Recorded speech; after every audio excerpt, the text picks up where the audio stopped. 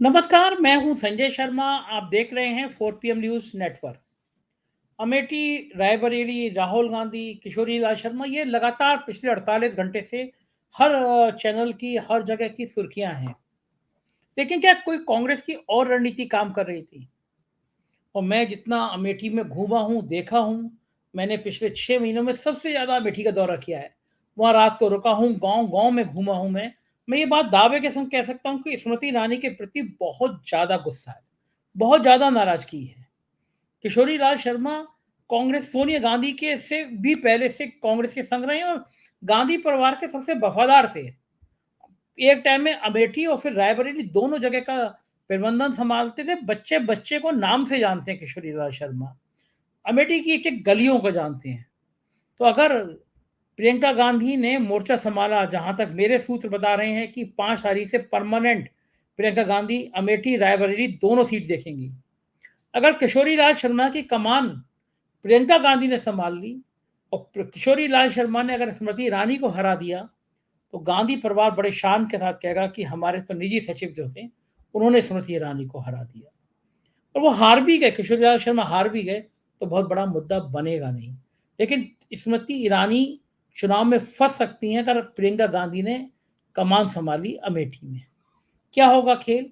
केजरीवाल को जब जमानत मिल सकती है, 7 तारीख को मिलेगी, तो उसका दिल्ली की लोकसभा सीट पे क्या असर पड़ेगा?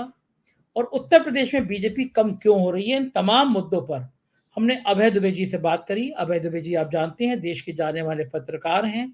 एबीपी चैनल पे रोज आजकल आप उनको सुनते हैं, तमाम बड़ी किताबें लिखी हैं। तो आज हमसे ये सारी बातचीत करेंगे।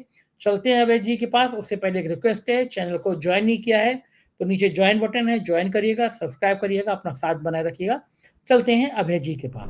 4 PM न्यूज नेटवर्क में स्वागत है अभय दुबे जी आपका। देश की राजनीति बहुत गरमाई रही कल। राहुल गांधी ने अंततः रायबरेली चुनी, अमेठी छोड़ दी। कांग्रेस ने बहुत छुपा के रखा, सारे सारे देश भर के टीवी चैनल परेशान थे। कांग्रेस कह रही है ये हमारी रणनीति थी कि वैसे तो गोदी मीडिया जिक्र करता नहीं है, लेकिन 2-3 दिन तक सिर्फ अमेठी और रायबरेली का ही जिक्र करता रहा। तो ये क्या कांग्रेस के लिए ये एक अच्छी रणनीति है या खराब रणनीति है? राहुल को अमेठी से लड़ना चाहिए था या रायबरेली ठीक है? क्या आपको इस रणनीति पर आपको क्या लगता है? देखिए, जहां तक रायबरेली और अमेठी पर मीडिया के फोकस को बनाए रखना, उसके बारे में उत्सुकता बनाए रखना और लगातार इनका इनका चुनाव इनका न्यूज खबरों में रहना, राहुल गांधी का नाम लगातार खबरों में रहना, प्रियंका गांधी का नाम लगातार खबरों में रहना, कांग्रेस का नाम लगातार खबरों में रहना, जहां तक इस पहलू का सवाल है, मैं समझता हूँ ये रणनीति बहुत कामयाब थी। और भारतीय जनता पार्टी मतलब ऐसा लगता था कि जैसे कि राहुल स्मृति ईरानी का अमेठी से चुनाव जीतना हारना इतना महत्वपूर्ण नहीं है, जितना महत्वपूर्ण ये है कि राहुल गांधी वहां से चुनाव लड़ेंगे या नहीं लड़ेंगे। इसी से पता लगता है कि राहुल गांधी की हैसियत क्या है और स्मृति ईरानी की हैसियत क्या है। इसी से स्पष्ट हो जाता है।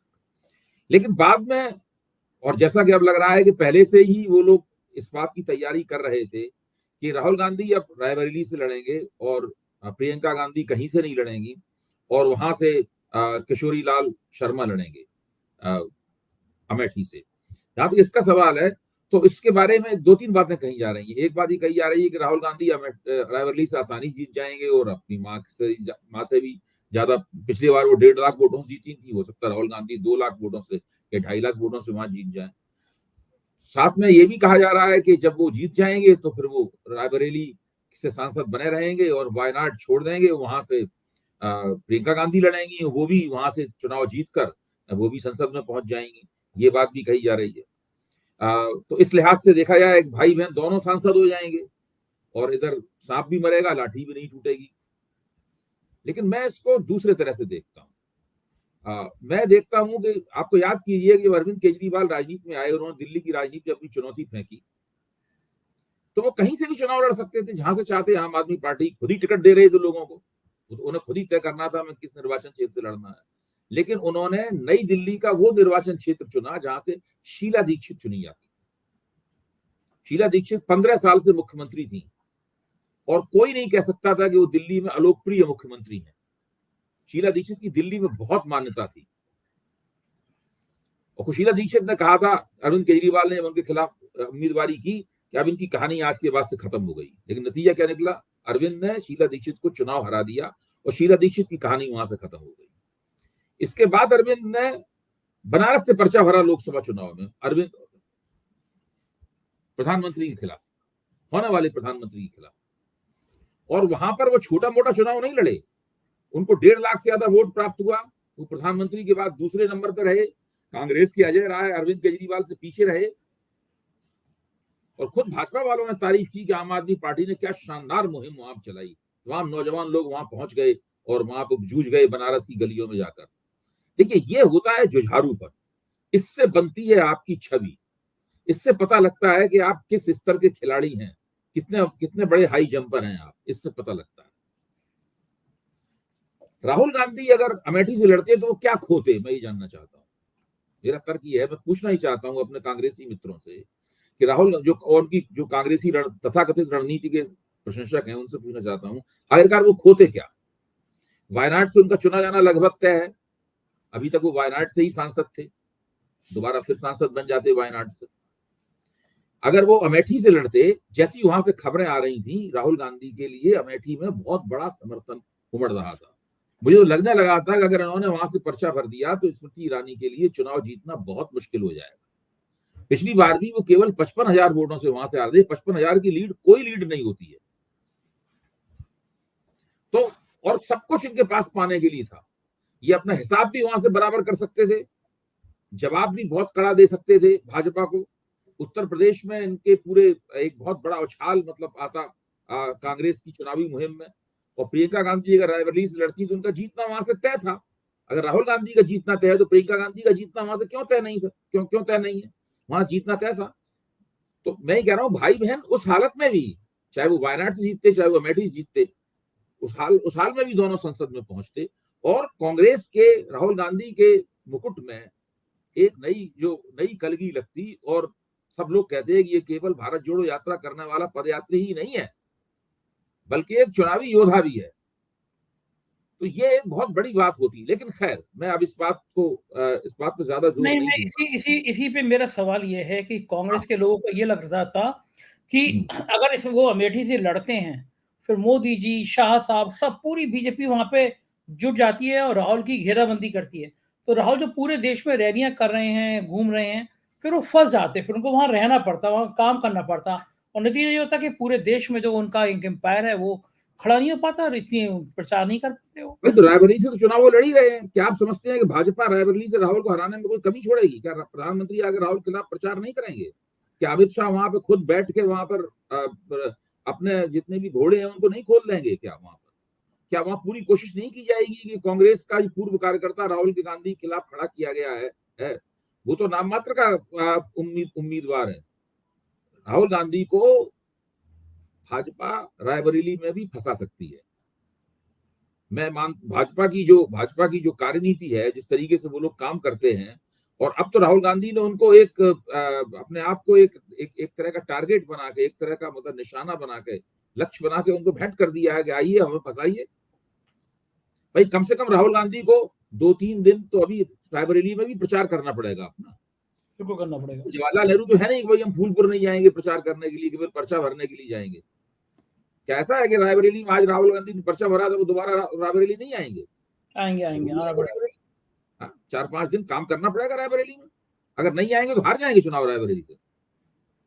तो ये ऐसी बात नहीं है। मेरा कहना है कि ये उन्होंने क्यों किया और क्यों वो अमेठी से नहीं लड़े, केवल इसलिए नहीं कि मेरी राय थी अमेठी से लड़े तो इसलिए मैं जिद पकड़ रहा हूं कि नहीं, उन्हें अमेठी से ही लड़ना चाहिए था, ऐसी बात नहीं है। मैं तो ये देखता हूं कि आखिरकार रायबरेली से जीतने में राहुल गांधी में क्या सुरखाब के पर लगेंगे और अमेठी में लड़ने से उनमें क्या सुरखाब के पर लगते। आप सोचिए, जब राहुल गांधी पहली बार सांसद बने तो उनके लिए किसने सीट छोड़ी थी? सोनिया गांधी। अब वो फिर से उत्तर प्रदेश से सांसद बनना चाहते हैं, उनके लिए कौन सीट छोड़ रहा है? एक बार फिर सोनिया गांधी उनके लिए सीट छोड़ दें। दोनों बार उनकी मां ने उनके लिए एक बार अमेठी छोड़ी थी, अब एक बार रायबरेली छोड़ी। अब आप सोचिए, अचानक कांग्रेस के साथ एक कोई छोटी मोटी दुर्घटना हो जाए, राहुल गांधी खुदा न खास्ता अमेठी से पिछड़ जाए, थोड़ी वोटों से पिछड़ जाए, तो फिर कांग्रेस के पास क्या बचेगा? रायबरेली से पिछड़। हाँ, रायबरेली से पिछड़ जाए, खेल खत्म, पैसा हजम, कुछ नहीं बचेगा इनके पास। अगर वो अमेठी से लड़ते तो उनके हार जाने पे भी खेल खत्म, पैसा हजम नहीं होता। एक नई नई लड़ाई की संभावना रहती है, लड़ाई लेकिन रायबरेली से तो प्रियंका गांधी जीती जाती, वो सीट तो उन्हें मिलती। लेकिन एक बात और हो रही है कि लोग ये कह रहे हैं कि अमेठी से अगर प्रियंका गांधी लगातार कैंप करेंगी, कुछ 5-6 सभाएं कर लेंगी, राहुल 2-3 सभा कर लेंगे, तो किशोरी लाल शर्मा भी अमेठी की गली मोहल्ले लोगों को बहुत अच्छी तरह जानते हैं। ये और चीज कांग्रेस के पक्ष में जाती है, आप ठीक कह रहे हैं। ये चीज अगर हम निष्पक्ष होकर समीक्षा करें, जो कि हम लोग हमेशा ही करते हैं, ये चीज कांग्रेस के पक्ष में जाती है कि अगर किशोरी लाल गोस्वामी, ये अमेठी के चप्पे चप्पे से परिचित हैं, 10 साल से राहुल गांधी के लिए अमेठी को संभाल रहे हैं, अगर वो स्मृति ईरानी को एक जबरदस्त टक्कर देते हैं, वैसी टक्कर देते हैं जैसे पिछली बार चुनाव दिया निकला था, या खींच देते हैं इस पूरे चुनाव को, तो फिर वो कांग्रेस के पक्ष में बात जाएगी। लेकिन अब ये मेरा मानना ये है कि किशोरी लाल जी कितने भी अच्छे कार्यकर्ता क्यों ना हो, वो राहुल गांधी की जगह तो ले नहीं सकते, वो प्रियंका गांधी की जगह तो ले नहीं सकते। अब आज यही देखिए कि किशोरी लाल जी का जब पर्चा भरा जा रहा था, तब किशोरी लाल जी थे और उनके साथ 2-3 स्थानीय लोग थे। उधर राहुल गांधी का पर्चा भरा जा रहा था, उनके साथ अशोक गहलोत भी थे, मल्लिकार्जुन खड़गे भी थे, उनके साथ केसी वेणुगोपाल भी थे, पूरा का पूरी कांग्रेस खड़ी हुई थी। तो कांग्रेस खुद ही अमेठी के चुनाव को लो प्रोफाइल चुनाव बना रही है। लेकिन जब आज प्रियंका गांधी उतरी एयरपोर्ट पे, तो सबसे पहले वो अमेठी गई और वहां पे उन्होंने किशोरी लाल के पक्ष में एक जोरदार भाषण भी दिया। वो मैंने क्लिप देखा है, इसमें कोई शक की बात नहीं। उन्होंने भाषण दिया, भाषण की शुरुआत ही उन्होंने कही थी कि भैया का पर्चा आज भरा जाना है, मुझे वहां जाना है, ये कह के ही उन्होंने शुरुआत की थी। मेरा मानना यह है कि कांग्रेस को इन दोनों निर्वाचन क्षेत्रों को हाई प्रोफाइल चुनाव के तौर पर देखना चाहिए था। कांग्रेस की रणनीति में एक निर्वाचन क्षेत्र लो प्रोफाइल हो गया है और दूसरा हाई प्रोफाइल हो गया। प्रधानमंत्री बंगाल में थे, उन्होंने वहां पे बोला राहुल पे हमला कि अमेठी जाने से डर गए, लेकिन आज ममता बनर्जी ने समर्थन किया कि भाई कोई कहीं से भी चुनाव लड़ सकता है। प्रधानमंत्री बंगाल में बैठ के ये सब बातें क्यों कर रहे हैं? तो आज प्रधानमंत्री क्या कहते हैं इसके आधार पर मैं नहीं समझता कि हम लोगों को समीक्षा करनी। प्रधानमंत्री तो कुछ भी बोलते हैं, वो कहते हैं कि पाकिस्तान चाहता है कि राहुल गांधी प्रधानमंत्री बन जाए। जो व्यक्ति हिंदुस्तान का प्रधानमंत्री इस तरह की बात करता हो, मुझे तो लगता है कि हम लोगों को प्रधानमंत्री की बातों को गंभीरता से लेना बंद कर देना चाहिए। अब वो कह रहे हैं राहुल गांधी वायनाड से चुनाव हार रहे हैं इसलिए वो यहाँ पर आए हैं। तो लेकिन एक बात कांग्रेस की प्रवक्ता है रागिनी नायक, बड़ी अच्छी प्रवक्ता है, युवा प्रवक्ता, बहुत अच्छा बोलती हैं। रागिनी नायक ने एक सवाल उठाया कल मेरे साथ चर्चा में, एक एबीपी चैनल पे। उन्होंने कहा कि राहुल गांधी से ये उम्मीद की जा रही है कि वो दक्षिण भारत से भी चुनाव लड़ रहे हैं और उत्तर भारत से भी चुनाव लड़ रहे हैं और भाजपा चाहती है उसी क्षेत्र से चुनाव लड़े हैं। हम प्रधानमंत्री से ये उम्मीद क्यों ना करें कि वो एक चुनाव विंध्याचल के इधर लड़े और एक चुनाव विंध्याचल के उधर लड़े? वो तमिलनाडु से चुनाव क्यों नहीं लड़ते? वो क्यों नहीं लड़ते आंध्र प्रदेश से चुनाव? क्यों नहीं लड़ते वो केरल से चुनाव? लड़के देखें वहां से जाके चुनाव। अगर वो इतने ही विश्व के सबसे लोकप्रिय नेता हैं तो लड़े ना वहां जाके चुनाव, दिखाए ना कितनी लोकप्रियता कि कौन कौन से पहलू हैं जो छुपे हुए थे अब निकल के आए सामने। हाँ, तमिलनाडु में दिखाएं, केरल में दिखाएं। तो वो ठीक है, मतलब मेरा कहना यह है कि इस तरह की बहुत सी बातें कही जा सकती हैं। केवल प्रधानमंत्री ने कोई बात कह दी इसीलिए वो बात गंभीर और चर्चा योग्य नहीं हो जाती। मैं मानता हूं कि आजकल प्रधानमंत्री जो कह रहे हैं उनमें बहुत सी बातें इस योग्य हैं कि उनको पूरी तरीके से नजरअंदाज किया जाए और ज्यादा महत्वपूर्ण और सार्थक बातों के ऊपर चर्चा की जाए। लेकिन एक तो बड़ी सार्थक बात करी, मतलब उनकी योग्यता के, पूरा दुनिया उनकी योग्यता का प्रधानमंत्री जी का मान गया होगा। उन्होंने कहा कि 2 भैंसें हैं, एक भैंस कांग्रेस मुसलमानों को दे देगी। तो ये भारत के प्रधानमंत्री से इससे ज्यादा विद्वतापूर्ण बयान की उम्मीद कर सकते हैं आप? भाई मैं तो प्रधानमंत्री के पक्ष में इस वक्त बोलना चाहूंगा, उन्होंने जो क्रैक किया होगा उन्होंने चुटकुलेबाजी भी करते हैं ना प्रधानमंत्री हमारे। रवीश ने तो सेंस ऑफ ह्यूमर भी है, तो वो ये बात सही है कि सेंस ऑफ ह्यूमर जरा सी गलती करने पे सेंस ऑफ ट्यूमर में बदल जाता है, तो वो तो हो सकता है। लेकिन वो लगता है उन्होंने जो क्रैक किया होगा, इस बात पर हंसा ही जा सकता है और कुछ नहीं किया सकता। एक देश का प्रधानमंत्री इतने गंभीर मुद्दे पर ऐसी बात कर रहा है, तो ये क्या देश के लिए शर्मनाक बात नहीं है? भाई वो पूरे चुनाव को मुसलमान विरोधी चुनाव में बदल जाना चाहते हैं। हर बात जो कह रहे हैं वो ये है कि किसी तरह से मुसलमानों के खिलाफ हिंदू एकजुट हो जाए, और उनके समर्थक भी यही सब मुसलमान वाला सवाल उठा रहे हैं। कल मैंने वो एक सियालकोट वाला प्रकरण आपको सुनाई था, तो वो सब कुछ वैसा ही चल रहा है पूरा का पूरा। पूरी उनकी कोशिश यही है, और ये हो नहीं पा रहा है। लेकिन अभी तक मुझे तो नहीं लगता कि अब 48 घंटे बाकी हैं तीसरे चरण के चुनाव में प्रचार बंद होने में। इन 48 घंटों में हो जाए तो हम नहीं कह सकते, लेकिन आज की तारीख तक तो इस वक्त जो हम लोग बात कर रहे हैं नहीं हुआ है। ये हिंदू बनाम मुसलमान चुनाव नहीं हुआ है। ये काट की हांडी एक बार चढ़ गई है इनकी, बार बार नहीं चढ़ेगी। रवीश कुमार ने एक ट्वीट किया बहुत मजेदार, लिखा कि पीआईबी के अनुसार 2019 में भारत में 11 करोड़ भैंसें थी, अब तो और बढ़ गई होंगी। प्रधानमंत्री पास कहते हैं आपके पास 2 भैंसें हैं तो कांग्रेस से खोल के ले जाएगी। कांग्रेस ने ऐसा कुछ कहा नहीं है, जबकि अब ये बात फैला दी गई है, तब सवाल बनता है कि कांग्रेस 5.5 करोड़ भैंसों को रखेगी कहाँ? भाजपा मुख्यालय के सामने, चुनाव आयोग के सामने, इंडिया गेट पर। अगर कांग्रेस 5.5 करोड़ भैंसों को कोई रख सकती है, तो कृपया देश के हित में उनसे पूछ लीजिए कि यूपी में जो सांड घूम रहे हैं उन्हें कहाँ बांधा जा सकता है। प्रधानमंत्री ने विचित्र और झूठ बोलने की सारी सीमाएं तोड़ डाली हैं। एक ढंग का मुद्दा नहीं, वही परिवारवाद, वही शहजादे, 25 साल से एक ही टेप बज रहा है। तो ये बहुत लॉजिक वाला हुआ, और सोशल मीडिया पे भैंसों की इतनी तस्वीर तैर रही है। अब आप मतलब बताइए, परिवारवाद की बात करते हैं, बृजभूषण शरण सिंह को टिकट नहीं दिया क्योंकि वो यौन शोषण के मामले में फंसे हुए हैं। उनके बेटे करण भूषण को टिकट दे दिया। करण भूषण किसके बेटे हैं? हाँ, नेचुरली बृजभूषण के। तो ये परिवारवाद की बातें की जा रही है, लगातार परिवारवाद के विरोध में बातें की जा रही है। ये सब फिक्रेबाजी जनता अच्छी तरह समझती है। मेरा मानना है कोई भी वोटर इस तरह की बातें सुन के अपने वोट देने, अपनी मतदान प्राथमिकताओं का निर्णय नहीं लेता। आपकी बात बहुत सुनते हैं अभय जी। प्रधानमंत्री जी, आपने कहा राम मंदिर मुद्दा नहीं है, और कल वो प्रधानमंत्री जी 5 तारीख को आ रहे हैं राम मंदिर में दर्शन करने के लिए। मतलब उनको लग रहा है कि मंचों से तो गर्म नहीं हो पा रहा, कम से कम मैं मंदिर में जाऊंगा, मंदिर में दर्शन करूंगा तो शायद थोड़ा गर्म हो जाए मामला। क्योंकि पूरी कोशिश उनकी हिंदू मुसलमान बनने की है। खुद को हिंदुओं का ठेकेदार बता रहे हैं, और कांग्रेस को बता रहे हैं कि कांग्रेस मुसलमानों की एजेंट है। ये पूरे चुनाव की थीम ये है, हम हिंदुओं के हम हिंदुओं के नेता हैं, और देश हिंदू राष्ट्र है, और कांग्रेस मुसलमानों की एजेंट है। ये देखिए, हिंदू मुसलमान बहुत हो चुका, जितना होना था भारतीय राजनीति में हो चुका। अब इससे ऊपर हिंदू मुसलमान हो नहीं सकता है।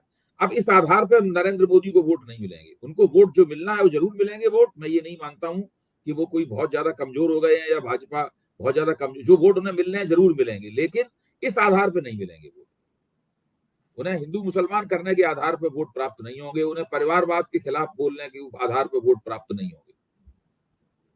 अच्छा, आपको क्या लग रहा है कि राम मंदिर में अब अचानक राम मंदिर में क्यों आ रहे होंगे प्रधानमंत्री जी? क्या करने आ रहे होंगे? वही सब है। अब जितना अभी तो राम मंदिर में गए हैं, किसी और मंदिर में भी जाएंगे, कुछ भी करेंगे भाई। ये कुछ भी करेंगे। इसके लिए इनको इनको हिंदू बनाम मुसलमान बनाना है। खुद को हिंदू पक्ष में, ये खुद हिंदू पक्ष में है, बाकी जो इनके विरोधी हैं सब मुसलमान पक्ष में है। वो राम को हराना चाहते हैं, वो शिव को हराना चाहते हैं। ममता बनर्जी के लिए भी इसी तरह की बातें करते हैं ये। सही बात है, ममता बनर्जी के लिए भी कहते हैं। पूरा लेकिन हिंदू अगर बनाम मुसलमान, देखिए खुली नंगी सांप्रदायिक चुनावी मुहिम चलाई जा रही है, और चुनाव आयोग उनके हाथ में खेल रहा है। इसीलिए चुनाव आयोग ने उन्हें जो तथाकथित नोटिस दिया था, जगत प्रकाश नड्डा को भेजा गया था नोटिस, उस नोटिस की तारीख भी बढ़ा दी है उन्हें, ताकि वो लगातार ये और ज्यादा मतलब अपना चुनावी खेल खेल सकें।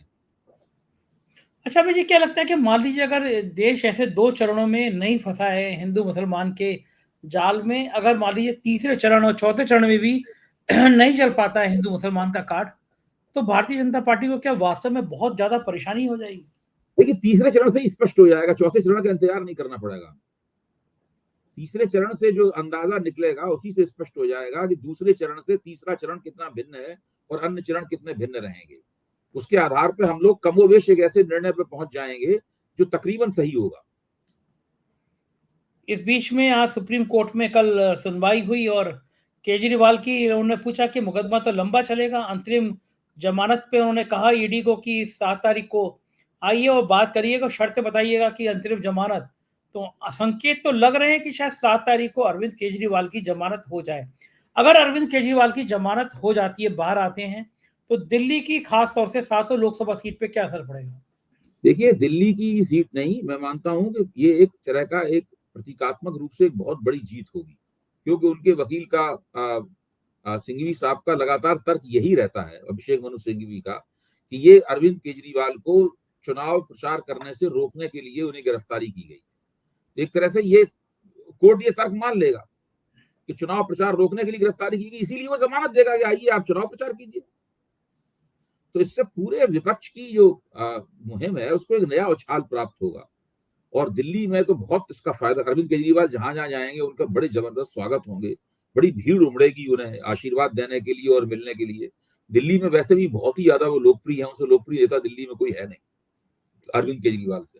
वो पंजाब भी जाएंगे, पंजाब में भी जबरदस्त रूप से उनके पक्ष में सब कुछ होगा, और वो जहां जहां भारतीय आम आदमी पार्टी के उम्मीदवार लड़ रहे हैं उन जगहों में प्रचार करने के लिए जाएंगे। कई जगह वो कांग्रेस के पक्ष में भी प्रचार करने के लिए जा सकते हैं, और वो कांग्रेस के उम्मीदवारों के भी पक्ष में आएंगे। अब जैसे कन्हैया कुमार जो कि मनोज तिवारी के खिलाफ चुनाव लड़ रहे हैं, जाके उनकी पत्नी से मिले थे, अरविंद केजरीवाल की पत्नी से। वहां भी अरविंद केजरीवाल चुनाव प्रचार करने के लिए जाएंगे, लेकिन तब होगा जबकि उन्हें जमानत मिल जाए। मैं ये मानता हूं कि सुप्रीम कोर्ट इस तरह की बहुत सी बातें कहता है जिससे बड़ी उम्मीद बनती है। मनीष सिसोदिया के जमानत वाले मसले में भी सुप्रीम कोर्ट ने ऐसे ही टिप्पणियां की थी जिसे लगने लगा था कि जमानत तो लगभग तय ही है, मतलब ये लगने लगा था, लेकिन बाद में जमानत नहीं मिली, क्योंकि पीएमएलए कानून इस तरह का है कि उसका जो मैंडेट है उस कानून का, उसको उल्लंघन करना कोर्ट उचित नहीं समझते। लेकिन अगर वहां जमानत दे देते हैं तो ये एक बहुत बड़ी जीत होगी, और पीएमएलए कानून के बेजा इस्तेमाल के खिलाफ भी एक बहुत बड़ी जीत होगी। एक तो बात की जा रही थी कि केजरीवाल को अंदर रखकर और एक साइकोलॉजिकल प्रेशर आम आदमी पार्टी पे बनाया गया। क्या आप सहमत हैं कि प्रेशर बना या फिर प्रेशर उल्टा पड़ गया मोदी? फ्लॉप हो गया। उनका मानना था कि पार्टी बिखर जाएगी, लेकिन ऐसा कुछ भी नहीं हुआ। आम आदमी पार्टी ने जिस तरीके से अपने आप को संभाला है, उसकी जो युवा कार्यकर्ता पंक्ति ने संभाला है, फिर बीच में संजय सिंह भी बाहर आ गए। संजय सिंह ने जोरदार तरीके से हमला किया भारतीय जनता पार्टी के ऊपर। संजय सिंह की भूमिका भी बहुत शानदार रही है इस मामले में। तो मेरा मानना यह है कि वो योजना खत्म हो चुकी है भाजपा की। भाजपा समझ गई उस समय कोई फायदा नहीं हुआ, यहाँ तक कि उसकी वजह से आम आदमी पार्टी को एक विशेष हमदर्दी भी प्राप्त हुई है। मैं ये मानता हूं कि दिल्ली के कमजोर तबकों को, जो कि आम आदमी पार्टी को विधानसभा में जबरदस्त समर्थन देते थे, लेकिन लोकसभा में उनका ज्यादातर समर्थन भाजपा के पास चला जाता था, क्योंकि वो आम आदमी पार्टी केंद्र में सरकार बनाने की स्थिति में नहीं होती थी, तो वह केवल अरविंद कांग्रेस हो सकती है, लेकिन चूंकि कांग्रेस इस बार समझौता है, इसलिए परिस्थिति बदल गई है। और ये हमदर्दी की वजह से जो बड़ा हिस्सा उस कमजोर तबके का, निचले तबके का भाजपा में चला जाता था, उसमें से 8-10% लोग आम आदमी पार्टी में रह सकते हैं। बाकी बिल्कुल ठीक बात है। और एक बात और मैं पूछना चाहूंगा कि भारतीय जनता पार्टी पूरे देश में सबसे ज्यादा मजबूत खुद को जो समझ रही थी वो उत्तर प्रदेश था। तो उत्तर प्रदेश के 2 चरणों के चुनाव में बीजेपी जितनी बुरी तरह फंसी है, क्या आप मानेंगे कि अखिलेश यादव ने देर से शुरुआत करी कांग्रेस के इंतजार? कांग्रेस अगर पहले ही 1-2 महीने पहले समाजवादी पार्टी के संग अलायंस में आ जाती तो और धार मिल सकती थी। और उत्तर प्रदेश में बीजेपी फंसी क्यों? क्या मालूम क्या कारण है? क्योंकि देखिए, उसका क्या है कि मैं ये मानता हूं, और मेरी बात सही है गलत है, कितनी सही है कितनी गलत है ये तो 4 जून को पता चलेगा, लेकिन मैं ये मानता हूं कि भारतीय जनता पार्टी उत्तर प्रदेश में अति आत्मविश्वास का शिकार हुई है। उसने क्या किया कि उसने मायावती को विपक्षी गठबंधन में जाने से रोक लिया, उसने जयंत चौधरी को विपक्षी गठबंधन से छीन लिया, और इस तरह करके उसने कहा कि 2019 में जिस तरीके से सब एकता थी, अब कोई एकता हमारे खिलाफ रही नहीं, हमारे खिलाफ मैदान पूरी तरीके से साफ है, हम 80 की 80 सीटें जीतेंगे, यही नारा भी दिया गया। लेकिन ये सब किसी को नहीं पता था कि क्षत्रियों की नाराजगी अचानक सामने आ जाएगी। कहाँ पता? आप बताइए, चुनावी मुहिम के पहले क्षत्रियों की नाराजगी आप जरूर जिक्र करते थे, मैं आपकी तारीफ करूंगा इस मामले में। आपने बहुत शुरू में जिक्र किया था कि इस प्रकार की बातचीत चल रही है, लेकिन फिर भी काफी प्रकट होकर नहीं आई थी बातें। फिर सैनियों की नाराजगी है, त्यागियों में, गुजरों में, सबकी समस्याएं ये निकल के सामने आने लगी। फिर भारतीय जनता पार्टी के अपने जो कार्यकर्ता थे उनका मुरझायापन भी निकल के आया, राष्ट्रीय स्वयंसेवक संघ वालों का अनमनापन भी निकल के आया। इन सब बातों से ऐसी एक स्थिति बन गई कि और ये भी लगा कि जो बहुजन समाज पार्टी है वो भी बीजेपी का खेल नहीं खेल रही। अब जैसे मैं आपको उदाहरण देता हूँ, संत कबीर नगर एक निर्वाचन क्षेत्र है, जिसे पहले खलीलाबाद कहा जाता था। इस निर्वाचन क्षेत्र में करीबन 5 लाख मुसलमान वोट है, 5.5 लाख मुसलमान वोट है और 4.5 लाख इसमें दलित वोट है, तो 10 लाख वोट हो गया। कुल मिला के 20 लाख वोट है। बाकी निषादों के वोट हैं 3-4 लाख वहां पे। अच्छा, तो वहां पे भाजपा ने एक निषाद को टिकट दिया है, समाजवादी पार्टी ने भी निषाद को टिकट दिया है, लेकिन बहन जी ने वहां पे एक युवा मुसलमान प्रत्याशी को टिकट दिया है। तो अब आप सोचिए कि मतलब पूरे निर्वाचन क्षेत्र का जो वोटों का विन्यास है, पहली निगाह में लोग देख के बताएगा कि सबसे मजबूत तो बीएसपी का कैंडिडेट है इसके अंदर। बिल्कुल ठीक बात है। तो इस तरह की कई निर्वाचन क्षेत्र ऐसे हो सकते हैं। मैं उस कैंडिडेट का एक नाम भी बता देता हूं आपको। हाँ, कई सारे ऐसे हुए हैं। मतलब ये महत्वपूर्ण कॉन्स्टिट्यूएंसी है, इस पर हम लोगों की निगाह भी होनी चाहिए कि हाँ, उनका नाम है सैयद नदीम अशरफ। ये बस्ती जिले के हैं। अब देखिए, मुसलमान वहां पे 6.25 लाख है, दलित 4.5 लाख है, तो ये 10,75,000 तो दलित और मुसलमान मिलके हो गए। 2 लाख निषाद है, 3 लाख ब्राह्मण है, 1.25 लाख राजपूत है, 1.25 लाख यादव है और कई 1.25 लाख की कुर्मी है। 50,000 भूमिहार है वहां पे। इसलिए 19.5 लाख वोट है कुल मिला के वहां का। हाँ, कई सारे सबसे ताकतवर उम्मीदवार कौन लग रहा है पहली निगाह? हाँ, नदीम अशरफ नेचुरली। उनको अगर अपने ये मुसलमानों और दलितों के आधे वोट भी मिल गए तो उन्हें कौन हराएगा? बिल्कुल सही बात है। बिल्कुल ऐसे तो ये बीजेपी अगर उत्तर प्रदेश में पिछली बार जितनी सीटें नहीं ला पाई, 10-15 कम हो गई, जिसकी बहुत उम्मीद लग रही है, और बीजेपी 50 के आसपास आ गई, तो क्या दिल्ली में आसानी से सरकार बन जाएगी? बहुमत से नीचे आ जाएंगे जी। देखिए, ये बहुमत से नीचे आ जाएंगे अगर उत्तर प्रदेश में इन्होंने 20-25 सीटें खो दी। अगर इन्होंने पिछली बार 15 खोई थी, अगर 10 सीटें और खो दी अगर उत्तर प्रदेश में, तो ये बहुमत से नीचे आ जाएंगे। बहुमत से मतलब 272 से नीचे? 272 से नीचे आ जाएंगे, तो वो 250 के आसपास रहेंगे। और फिर भले ही अचानक नरेंद्र मोदी के अंदर से एक अटल बिहारी वाजपेयी निकल आए और प्रकट हो जाए और वो एक गठजोड़ सरकार बना लें, उसके बावजूद भी ये नाक उनकी नीची हो जाएगी, नीची नाक का प्रधानमंत्री कहलाएगा। लेकिन वो फिर तानाशाही तो नहीं हो सकती ना, ईडी सीबीआई प्रधानमंत्री कहलाएगा, ऐसी अंदाजा लगा। आप एक शब्द बड़ा बढ़िया निकाल लेते हैं, नीची नाक का प्रधानमंत्री। आपके इसी तरह के जुमले, वो जैसे आपने मंगलसूत्र कांड कह दिया था एक दिन, तो बड़े सारे कमेंट आ रहे थे, मंगलसूत्र कांड आज आपने लिख दिया, नीची नाक वाला प्रधानमंत्री जी। यही बातें आपकी बिल्कुल अलग शैली में अलग बताती हैं। बहुत बहुत शुक्रिया अभय जी, आपने मैसेज दिया, आभार। तो ये थे अभय जी और आप सुन रहे थे इनकी सारी बातचीत, और मुझको यकीन है ये आपको चर्चा पसंद आई होगी। अपनी राय से अवगत कराइएगा, बताइएगा कि राजनीति की किन किन चीजों को आप 4PM पर और सुनना चाहते हैं। शुक्रिया, थैंक यू।